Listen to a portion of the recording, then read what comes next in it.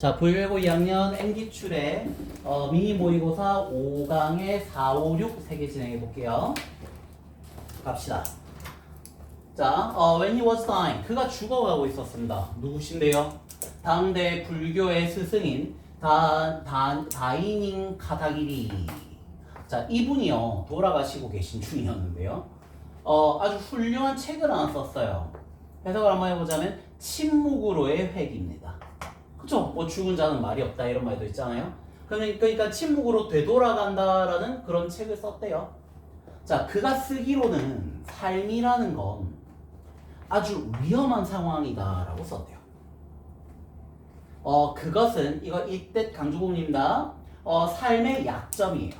그리고 이때 강조구문에서 주어가 강조된 부분이 제일 많이 쓰인다 그랬죠. 그래서 그냥 주어 동사로 해석하는 것도 괜찮다 그랬어요. 그럼 다시 삶의 약점들이, 그러니까 우리 삶은 약하잖아요. 그 약함이 이 삶을 귀중하게 만드는 거예요. 그죠? 우리의 생명이 좀 약하다라는 게 오히려 그게 귀중한 거예요. 라고 썼고, 그의 말은 채워져 있는 거예요. The very 하면 명사 강조, 그렇죠, 감사합니다. 바로 그 사실로 채워진 거예요. 어떤 사실? 그 자신의 삶이 pass away. pass away 하면? 죽어요. 그죠. 죽어가고 있다라는 그 사실로 채워져 있는 거예요. 그러니까 이런 느낌이지 않을까? 제가 죽어가는 걸 느끼다 보니 삶은 되게 생명은 약한 거고, 그러니 오히려 이게 이 생명이 중요한 걸 알겠습니다 라고 얘기하는 거겠죠. 그래서 차이나보 사기 그릇은요 아름다워요. 사기 그릇은 왜 아름다워요? 조만간 그게 깨질 거니까. 그쵸? 내가 꼭 일부러 깨지 않더라도 사기 그릇이 영원하진 않을 거잖아요. 아니 누가 실수로 치기만 쳐도 깨질 거고. 그리고 그 그릇의 생명은 항상 존재하고 있는 거야. 위험한 상황에. 그렇죠? 그러니까 빗대서 얘기한 겁니다. 우리의 인생이 약점인데 그래서 중요하듯이 사기 그릇이 아름다운 이는 쉽게 깨지니까 아름다운 거예요. 그치? 스탠레이스 그릇을 보고 아름답다고 생각하지 않잖아 우리가. 그치? 자, 그리고 그러한 것은 우리의 노력이기도 한데 무슨 얘기냐면 이 불안정인 아름다움인 거예요.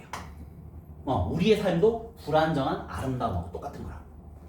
그래서 이 필연적인 상처 같은 거라고요. 그래서 우리는 잊고 있는 것 같아.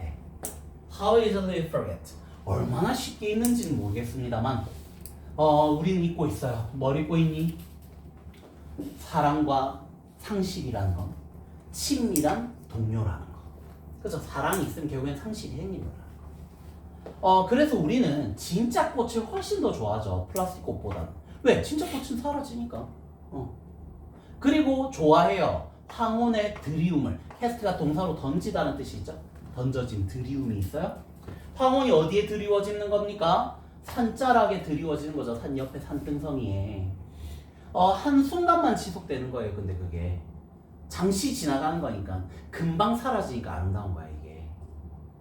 바로 이 취약함이, 답은 1번이었습니다. 바로 이 취약함이 우리의 마음을 열어주는 거예요. 거창하게 얘기했는데 생각보다 간단했습니다. 뭔가 이 취약함, 깨지기 쉬움, 생명의 연약함 같은 게 오히려 그것을 아름답게 만들어준다.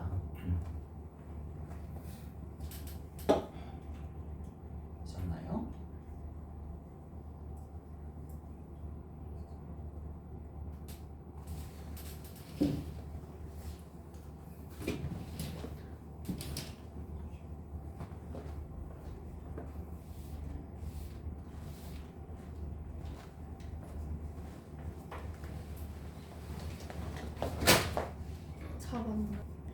자, 몇 번이? 5번 갑시다. 5번. 자, 우리의 뇌는 진화했어요. 어떻게 진화했니? 예상치 못한 사건들을 remember, 기억하거든요. 왜 예상치 못한 사건을 기억할까? 기본적인 생존이라는 게 능력에 달려있거든. 어떤 능력? 원인을 인식했어요. 근데 그래서 결과를 예측해요.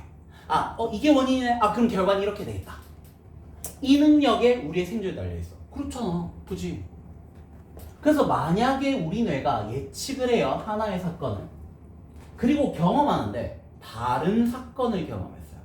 아 이렇게 되겠네 이런데 다른 일이 일어났어. 그러면 그 특이함이 예측하지 못한 사건이죠. 특히나 흥미롭고요. 암호화 입력될 겁니다. 그에 따라서 according이라는 단어도 accordingly도 종종 많이 이제 반복되는 것 같습니다. according to는 뒤에 명사가 나와서 그 명사에 따르면 이렇게 되는 건데 accordingly 하면 앞문장 내용에 따라서 그렇게 됩니다. 그러니까 그 독특함이 되게 흥미롭고 그에 따라서 입력이 되는 거예요. 아니면 그 한 사건을 경험하고 또 다른 걸 경험했는데 그거에 맞춰서 입력을 해놨다고. 왜? 다음에 또 똑같은 일이 일어나면 또 그 다름을 알고 있어야 되니까. 그래서 이걸 어디에 연결하는 거냐면 지금 신경학자이자 선생님인 주디스 이 사람이 이렇게 주장했대요. 아 그러면 교실에서 놀라운 물, 그쵸? 인간은 원래 예상치 못한 거, 독특한 걸 기억하게 돼 있으니 교실에서 놀라움은 가장 효과적인 방법 중 하나겠네. 가르치는 거야. 뇌의 자극을 마음속에 두고 염두에 두고, 그죠? 내가 우리 학생들 뇌 자극 시켜줘야지 이러면 그걸 염두에 두면 어떻게 가르치는 게 낫다고? 놀라움, 서프라이즈로 가르치자고. 왜? 예상치 못한 거, 특이한 게 우리 머릿속에 남을 거니까. 아니? 그래서 만약에 학생들이 exposed to 노출돼요. 학생들이 어디에 노출돼요? 새로운 경험에 노출된 거야. 어떤 시연, 설명을 했다든지 아니면 예상치 못한 열정이 있었던 거예요. 선생님과 동료들의 친구들이 갑자기 막 너무 즐거워하면서 막 열심히 하고 있어. 선생님도 막 열정적으로 막 침 튀어가면서 막 얘기하고 있어. 막 그러면 왜 이렇게 다들 열심히 하지? 나도 자기도 자극되는 거야. 그럴 때 그들은 훨씬 더 연결되던 거예요. 그 다음에 따라오는 정보에. 그쵸? 자기도 같이 그냥 막 하게 되는 거라니까. 그래서 이 윌리스 씨가 쓴 건 이거예요. 아 그러면 교실에서 적극적인 발견을 장려하는 거예요. 적극적으로 발견을 어떻게 장려할 수 있겠니? 놀라움을 통해서겠죠. 그게 허락해요. 학생들이 새로운 정보와 상호작용하도록요. 그래서 움직이는 거지. 그것을 워킹 메모리를 넘어서 움직일 거예요. 그래서 전두엽으로 프로세스, 처리되게 할 건데 그 전두엽이란 놈은 아까 나왔던 거네요. 디보트는 헌신하다죠. 이때 to는 전치사라 그랬고, 자 전두엽은 어디에 헌신하고 있습니까? 발전된 인지 기능에 헌신하고 있어요. 이걸 우리가 이야기 편하게 바꾸자면 단기 기억에서 장기 기억으로 넘긴다는 얘기야. 그러니까 기억이 오래 남는다는 얘기예요, 이거. 되니? 그래서 새로움에 대한 선호도, 그죠? novelty, 새로움에 대한 preference, 선호도가 set us up, 우리를 준비시킵니다. 학습에 준비시켜주는 거예요. 뭔가 새로운 거, 놀라운 게 있으면 우리가 학습할 준비가 된다고요. 어떻게? 주의를 방향 잡고 그 다음에 인식적 시스템을 발달시키는 자극을 제공해주고 마지막으로 호기심이 있고 탐험적인 행동에 먹이를 주니까요. 그래서 괜찮나요? 그리고 요걸 제가 지금 워킹 메모리라는 표현이 여기 나왔는데 이걸 제가 단기 기억이라고 했거든요. 정확하진 않습니다. 그러니까 워킹 메모리라는 게 단기 기억이다 라고 하는 건 아닌데 이 소재가 은근히 나와요. 뭐 단기 기억에서 장기 기억으로 넘어가는 뭐 이런 거 나올 때 해마도 나오고 막 하잖아, 그지? 근데 단기 기억을 담당하고 있는 영역 축에 워킹 메모리가 있어서 이걸 그냥 단기 기억으로 이해하시는 건 크게 지장 없으실 겁니다. 그리고 여기서 장기 기억으로 넘겨주는 게 참고로 해마저 좀 전에 살짝 얘기했던 그 정도는 우리 배경 지식으로 알아놓읍시다. 자, 6번이죠. 6번 갑니다. 요거 난이도가 조금 있어요. 되게 추상적이야. 미리 주제를 얘는 살짝만 잡고 가자면 민주주의를 구성하는 건 무엇인가? 여기 살짝 나오는데 정치 문화, 그냥 정치권 얘네랑 커뮤니케이션, 의사소통. 의사소통이란 건 누가 담당하냐면 미디어가 담당할 거예요. 그래서 미디어는 그런 중요한 역할이 있고 힘이 있다라고 포괄적으로 얘기하는 글이야. 근데 중간 과정이 되게 추상적이에요. 봐봐. 민주주의에 대한 많은 이야기들이 있어요. 근데 보통 민주주의에 대한 이야기는 보통 이런 거예요. 입법적 과정과 정책의 결과를 강조하는 그런 거예요. 그쵸? 야, 입법 과정이 어떻고 정책의 결과 어떻더라 이런 거 막 강조하는 게 민주주의에 대한 이야기야. 근데 그런 이야기들이 놓치고 있는 게 있어요. 정치적인 문화와 의사소통 사이에 사이의 연결에 대한 깊이입니다. 그죠? 이게 깊이가 되게 중요한 건데 이걸 모르고 있다. 됐니? 좀 더 오케이. 자, 문화가 토론될 때요. 종종 이런 맥락 안에 있어요. 우리는 문화에 대해서 토론할 때 어떤 맥락 안에서 토론하냐면 자유민주주의적 가치의 맥락이요. 됐니? 문화에 대해서 토론할 때는 자유민주주의적 가치의 맥락에서 토론하는 거예요. 근데 우리가 물어보는 질문이 이거예요. 뭐가 그 가치들, 그 민주주의적 가치들의 결합가라고 되어 있거든요. 이 말 되게 희한하죠. 단어나 해설본에 결합가라고 되어 있을 텐데 요거 제가 살짝 풀어서 잡아놨어요. 서로 반응하는 사람 사물입니다. 서로 반응하는 사람 사물이에요.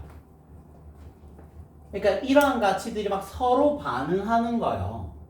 그거 뭐가 결정지어 주는 건데, 그죠? 뭐가 그런 가치들의 결합을 결정지어 주느냐?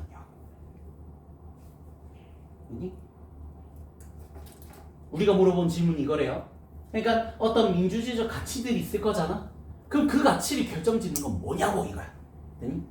그래서 만약에 민주주의가 문화의 품질에 서 있거나 떨어진다. 무슨 얘기예요?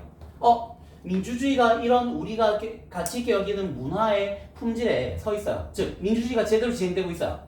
떨어져요? 민주주의가 제대로 진행 안 되는 것 같은데요? 그것을 떠받치고 있는 문화의 민주주의가? 그러면 우리는 알아야 돼.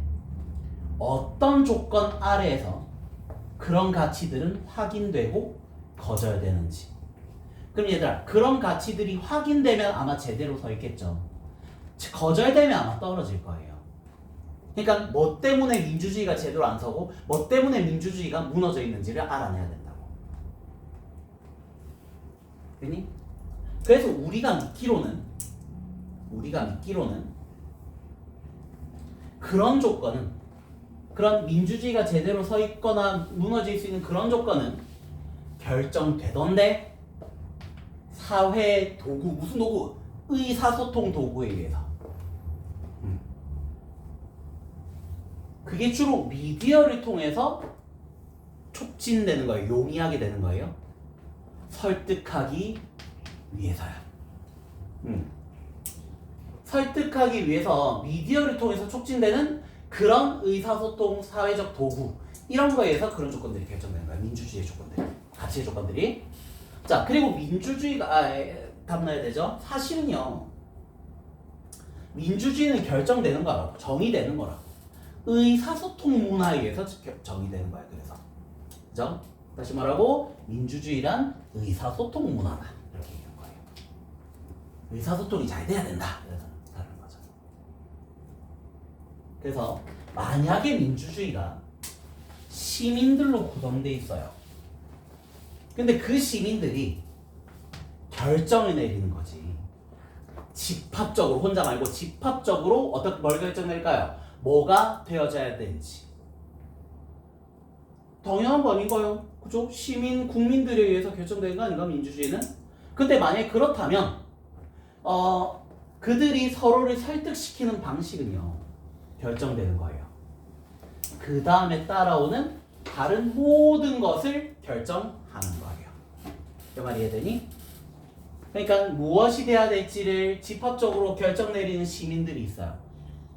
그럼 민주주의일 텐데, 그런 걸로 구성된 민주주의가 있는데, 그럼 거기서 서로를 설득시키는 방식이 그 다음에 오는 걸 다 결정지을 수 있다니까.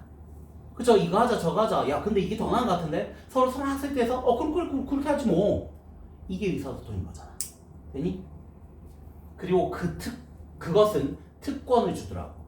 앞에 내용, 이 텍스트 앞문장을 받아주고 있거든. 이런 시민들로 구성되어 있어서 서로를 설득해가지고, 즉 의사소통해가지고 모든 걸 결정지을 수 있다는 건 미디어 생태계에게 특권을 준 거예요. 뭐로서의 특권을 줬니? 아주 숙달된 정치적 과학의 정치적 과학의 마스터라고 조금 표현을 바꿀게요. 마스터야 얘가. 정치 과학의 마스터. 그래서 그 최고의 실행자 중 몇몇인 이런 사람들은요 이렇게 느꼈대요. 정치과학자나 사회학자보다 더 어떻게 느꼈냐면 우리의 미디어 환경이 결정지어 준 거야. 우리가 어디에 주의를 기울일지 뿐만 아니라 또한 어떻게 우리가 생각하고 어떻게 세상에서 우리 자신의 방향을 잡아갈지 이걸 미디어 환경이 결정지어 준 거라고. 말 좀 어렵죠? 거지겠는 괜찮나요?